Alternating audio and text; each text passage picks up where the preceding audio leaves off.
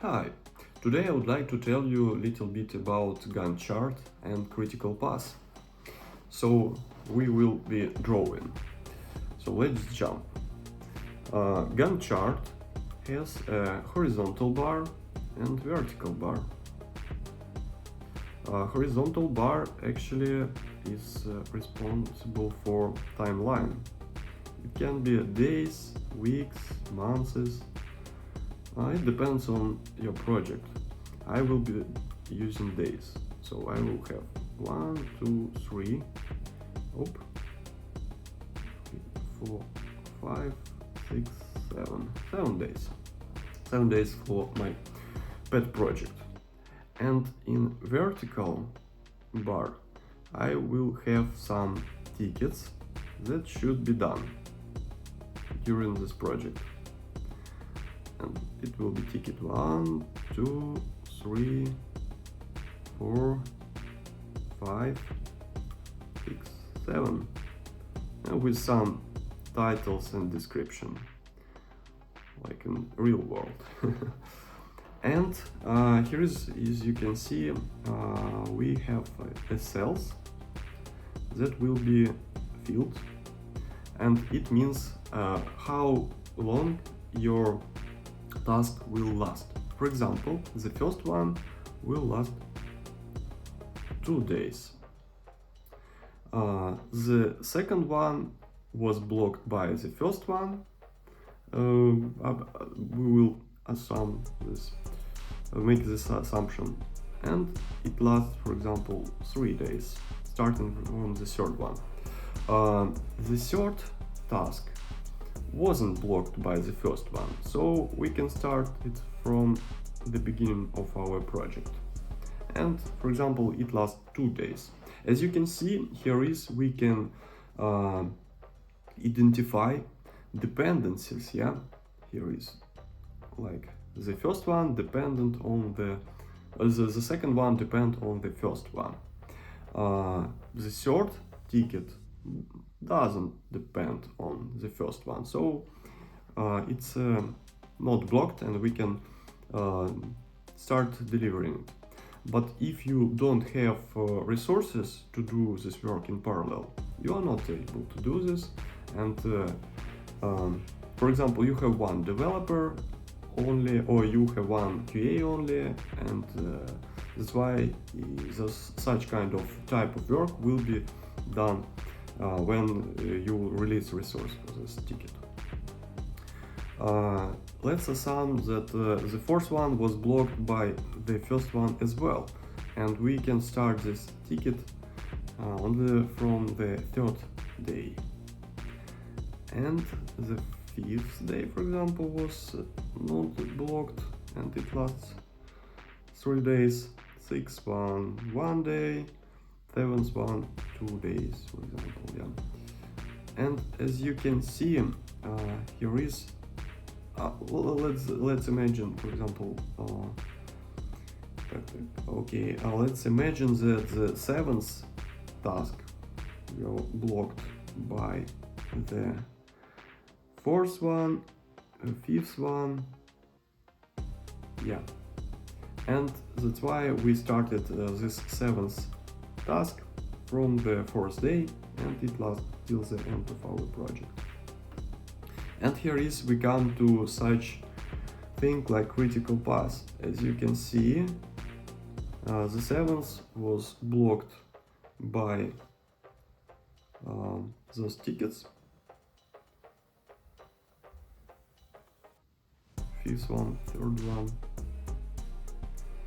and right now we are unblocked in this case. One moment, we need to do something.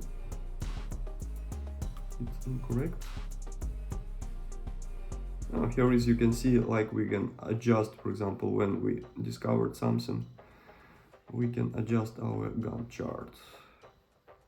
It should be white. Yeah, and we are starting this third one from the fifth day of our project.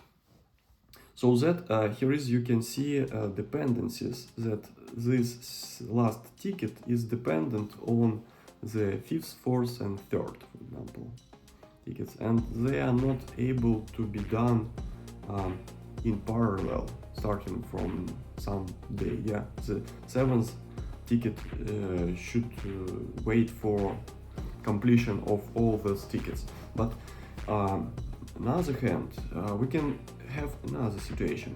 For example, during the project you discovered that you are able to do the 7th task earlier, for example, yeah, and just make the adjustment, and it can be done earlier, and that's why you don't need to do this at the end of your sprint project. Yeah, here is it's done.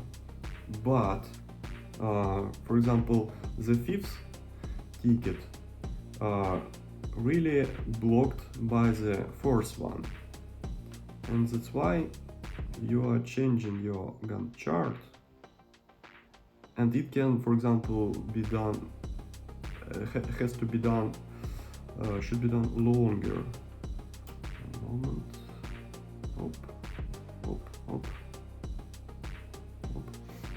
Longer, and it takes not 3 days but 4 days.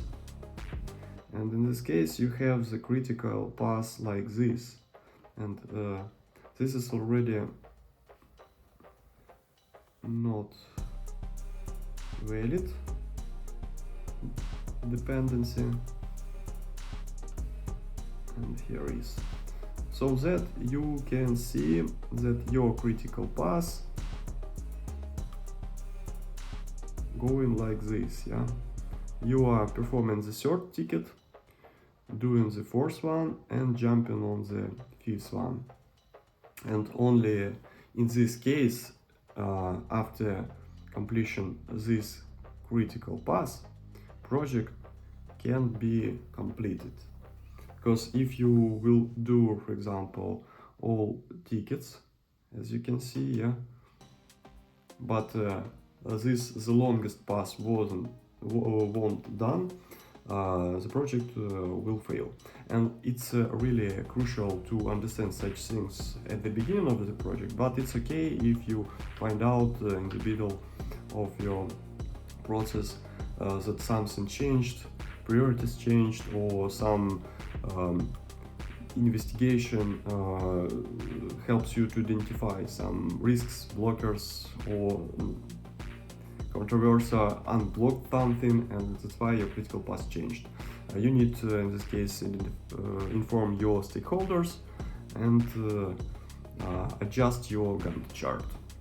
I hope this information was useful for you. Please send your comments. I'm really interested in your cases, how you are handling timelines of your projects. Maybe you are using another approaches, and we will consider such approaches in future videos.